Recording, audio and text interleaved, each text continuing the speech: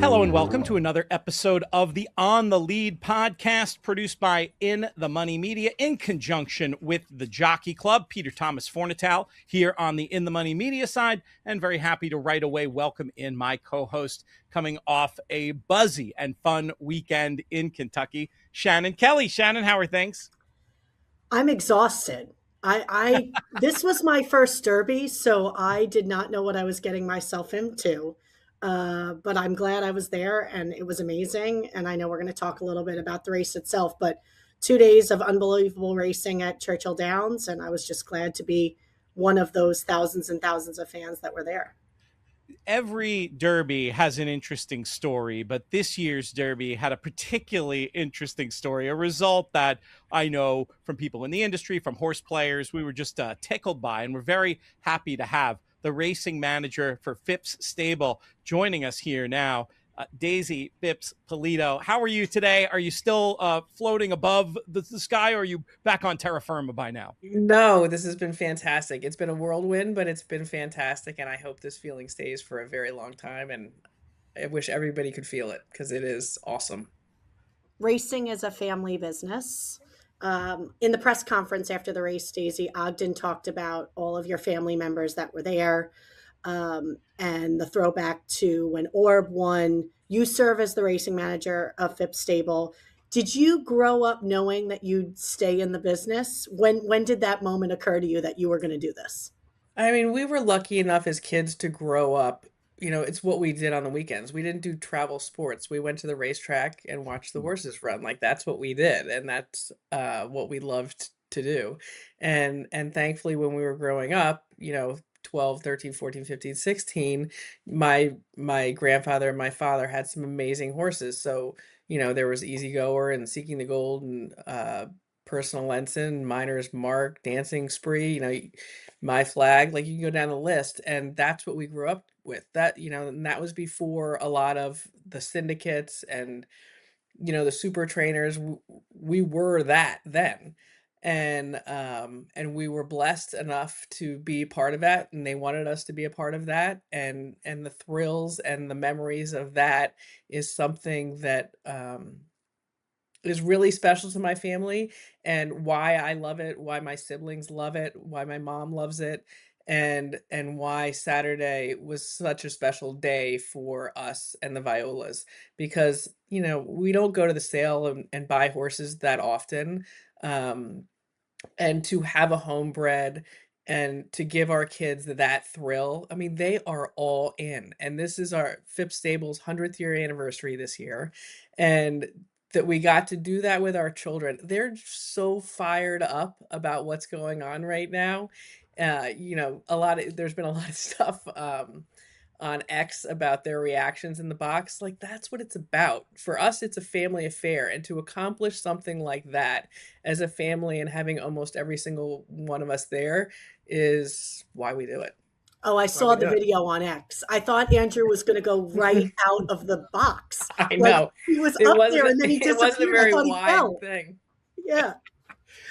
You mentioned about the stable being in existence going all the way back to 1926, Wheatley Stable, the whole lineage you were describing the latter part of. What does a Kentucky Derby win mean in the context of that century of racing? I mean, I think there's really big races in America. The Breeders' Cup, all the Triple Crown races, any Grade 1 race, the ARC, there's really huge races around the world.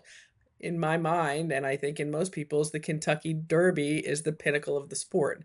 And it's everybody's goal. Anytime, for me, I'm breeding a horse and, you do a fetal sex check and it's a colt, and then it's born and it's healthy and things look good, and, you follow it along for 3 years, every time you're looking at that horse from the time that it hits the ground, you're like, could this be the one? Could this be the one? Could this be the one? And he was the one. And so that's special. That's very special to Claiborne Farm, who helped me with the mating. It's special to every single person that had their hand and heart on that horse throughout its life. It's the epitome. It truly is. And it's I think the goal.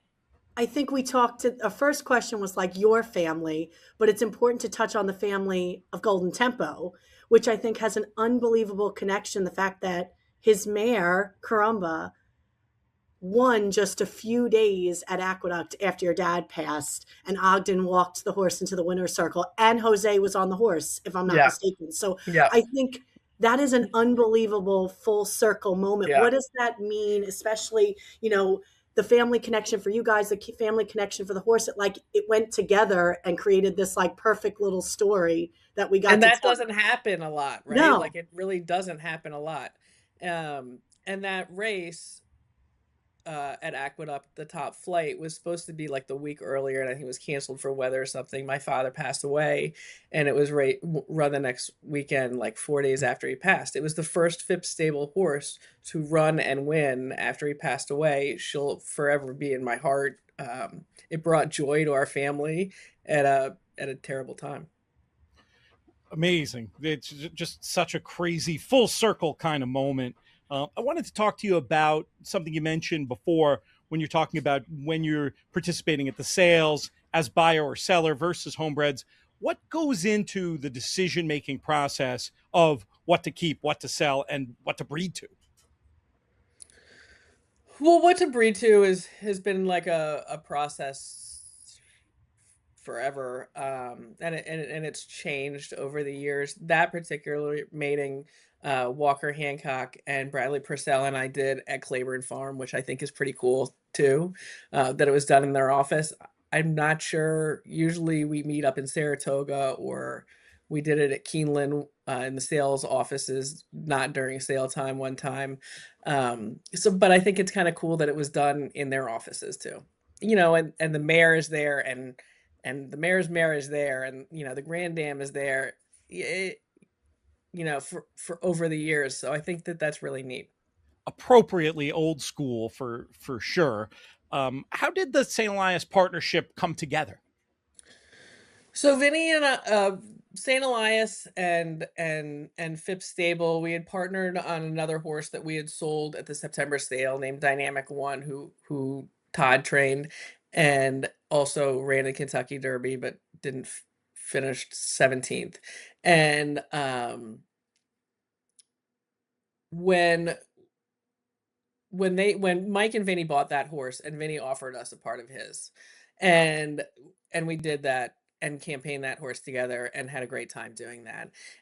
When we got to know each other a lot better, through that time, and Vinny and I had been talking about some different things, and my brother, and we had sort of said, what else can we do together? And we had 16 to 20 mares at the time, and we discussed partnering on the colts, and we did that. And so this was the first Golden Tempo's year. Was that crop was the first time year that it was every colt that was born out of a Phipps Stable mare, St. Elias, we were 50-50. And it has been so much fun doing it with them. Their team is fantastic. John Sparkman, Monique Delk, and Teresa and Vinny. I can't say what a pleasure this has been campaigning this horse with them. Vinny coming from the sports world, obviously, in the ownership side there, does that affect his energy, his approach to racing, having that major sport, sport with the letters background? He loves horse racing. He loves the sport. He loves the breeding side. He is all in. He and his family. It's great to see, and it was a pleasure doing it with them this weekend. It's unlike any other partnership I can think of. Well, you touched on it a little bit in the beginning, but like, tell us that last quarter mile. Like, did you think you were going to get up? Because my seats, I was on the infield, but right on the finish line. So I You couldn't couldn't see tell. that far outside. No, it was on the outside. There was no way I was seeing that. And when I looked up at the board, I'm like, ugh, ugh.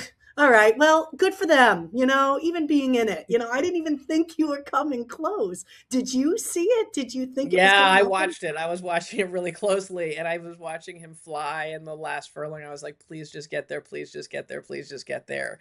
There's just so much going through your head. And we had all of our kids around, all the brothers and sisters. It's great. It was great. I mean, I couldn't have if I had to script it, I couldn't have scripted it in a better way. And I everybody's eyes in some of these shots were like, uh, they were looking at each other like, did we? Didn't we? Like, it was so great. a stretch run for the ages. I've had so many people, even just non-racing fans, talk to me about this, and they say, "What a great race!" I think it really captured, just on its face, the excitement of what a stretch run can look like in a race like the Derby. It must have been unbelievable to be participating in it. I have to ask the Cherie Devaux question: how did she enter the picture? So all the colts that are born, obviously they're St. Elias Phipps Stable, and St. Elias's team of Monique and John Sparkman and the Violas. We kind of Monique lives in Ocala, so after they leave Claiborne, they go down there to Barry Eisenman's, and Monique lives down there, so she sees them train a lot. I go down a couple times, and we have a lot of conversations, and we sort of just decide what horse we think fits the trainers. Um, and we made a good choice there. Very good choice there. No doubt. What about him specifically made you think Cherie? She's real patient. We needed somebody patient with him. We normally ship horses out around this time to trainers, and he didn't go to her until like the end of October. He shipped to Keeneland, and he was kind of a pudgy little guy, and he just needed a little bit more time. And we knew that she was going to give him that time. And a few weeks after he was here, he shipped down to the fairgrounds, and that's where sort of the magic all started happening for him. And I think she campaigned him beautifully. And the conversation, throughout all of those races, he broke his maiden, he won the Lecomte. Then he went to the Risen Star, he finished third. Louisiana Derby, he finished third. But it was very clear in her mind and our minds the entire time that he didn't necessarily need to win those races because those weren't his preferred distance. What mattered was that they were prep races for the first Saturday in May. And I think a lot of people at that point maybe would have said, okay, maybe we're off the Derby trail. Maybe we shouldn't be doing this. Maybe, whatever. But she was like, she believed in the horse the entire time. We believed in her belief in the horse the entire time. And it was very clear to all of us that those were prep races for the Kentucky Derby. And his numbers kept getting better. He kept getting better. And that's a really rare thing for, any horse that you think is that kind of horse to be on that trail and continuing to improve without any issues. That's a great point. Growth isn't always linear, but it was with him. And Yeah. the big step forward, it takes a great trainer to bring about that kind of improvement. And she may not be old school, but she has that old school mentality of these races can be a means to an end. You see that in the way she campaigns these horses. You see that with Golden Tempo. We talked about your family's century-long connection to the history of racing. What about the history-making element, owning the first horse trained by a female trainer to win the Derby? Did that have any special resonance for you? Of course. I think that's great. I love the sport. I love the history of the sport. I love what this is doing for the sport right now. I think it's fantastic. I think she's got a great way with people. I think she's done a phenomenal job with her interviews and stuff. I think she's a great ambassador for our sport right now. So it's special. The whole thing is special. It's pretty cool. Like Jose rode the dam of this horse. Like we're making him old like the rest of us. And I think too, the fact that we sometimes need the hook for it to be a big story in this country. I mean, we have moments like this when horses come from behind and win big races all the time, and the connections are super excited, no matter if it's a grade one or a maiden claiming. And I think this was the little hook we needed for like national news to say this is the first woman to do it, and then we can tell the story and people will be further hooked. I think it's really beneficial to the storytelling to have that aspect of it, and that was just kind of luck, right? Yeah. I mean, you couldn't plan for that, but that would have been what the PR people would have planned and the marketing people. Like, you need a hook that's different than the other 151 derbies, right? Yeah, and she's not a mega trainer, right? Like, she doesn't have a gazillion horses. She, it's special. It's really Really? special. It's her first Derby. She wanted to be in the Derby. She's not going to run a horse in the Derby if she doesn't think a horse has a chance in the Derby, which I 1,000% agree with. And she he looked great. He was doing great. Like he peaked at the right time. And that's hard to get a horse to do that. Very hard. Very hard. What one racing business question for you in the time you've been around the Phipps operation? How has it changed? What are the biggest differences now between when you were little and going to the races? The people change. I think a lot of the traditions are the same. The people change.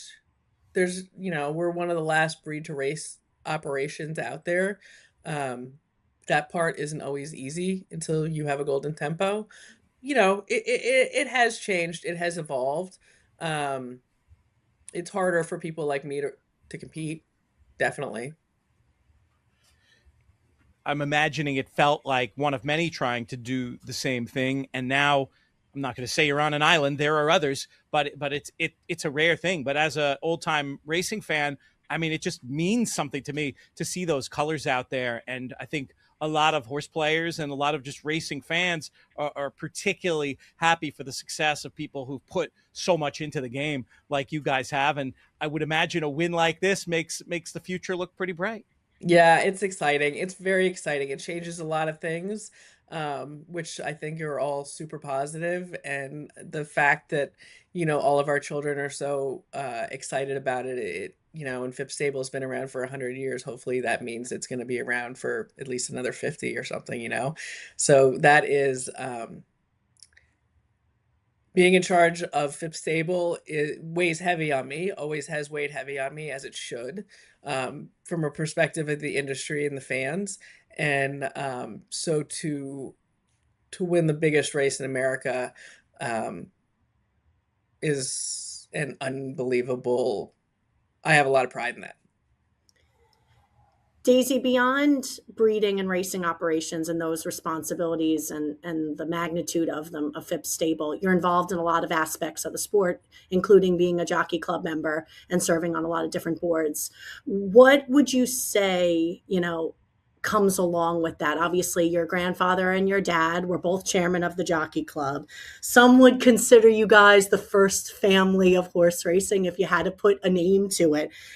I had the honor of working under your dad, and he commanded a room and he cared so deeply and he put the horse first and the industry first.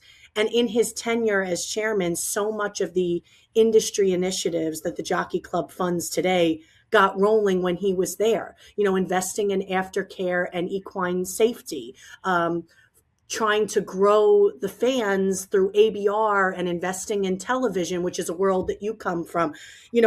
That's just to name a few. Data, Equibase, all of that came under his tenure.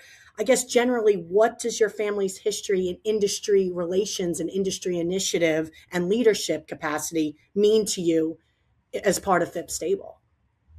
Well, I'm incredibly proud of what my great grandmother, my grandfather, and my father have built, what they've meant to the industry, what the industry has meant to them. Um, and, you know, it, they loved it. They loved the game. They loved the sport. They loved the people in it, and wanted to see it succeed and do really well. And I think in a lot, they did, and they sacrificed a lot of their time and hours and all the things to make this industry a better place. And that also weighs heavy on me. And uh, I'm in awe of it, frankly. When you think about the future of the sport, you think about the enthusiasm of the younger generation that you've been around. Does anything leap to your mind as things that we can help do to build off the success of having such a big positive national news story? Do you have any personal initiatives that you think racing should maybe get behind to help show the entire world and all the generations what a special sport it can be? Well, I think a lot of it has been done, after since Saturday, and I think there's been a lot of phenomenal stories out there.